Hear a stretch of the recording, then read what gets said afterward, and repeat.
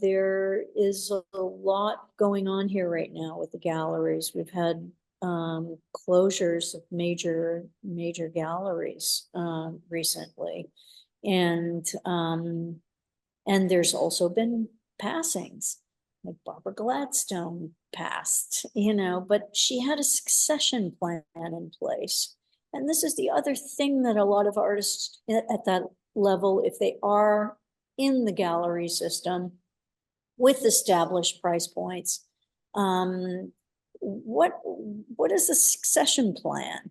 What does that look like? What is your gallery's succession plan? And a lot of times some dealers just don't have a succession plan, and they just don't want to,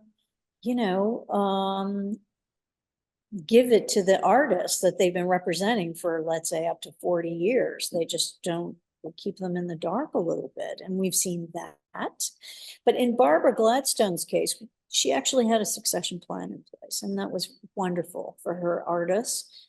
They will carry on with her successors, and the gallery will stay open, and it'll keep going along. And she was accommodating in that sense.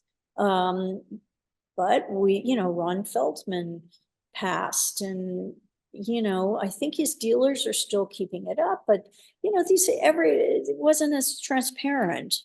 But I will say, if there are artists out there, that are listening to this particular podcast, or however the Zoom session or whatever format it takes, that they do inquire and ask their dealer what their succession plan is. And I would say I have seen insanely established artists without a dealer having a succession plan. I have seen that. Galleries go under. That is a fact.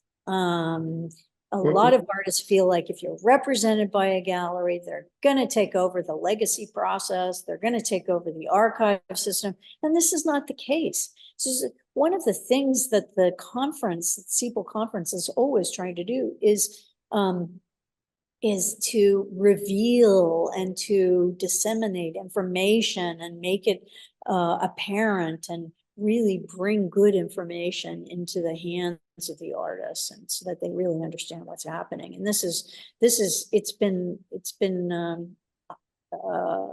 not as accessible, shall we say, prior to CEPL.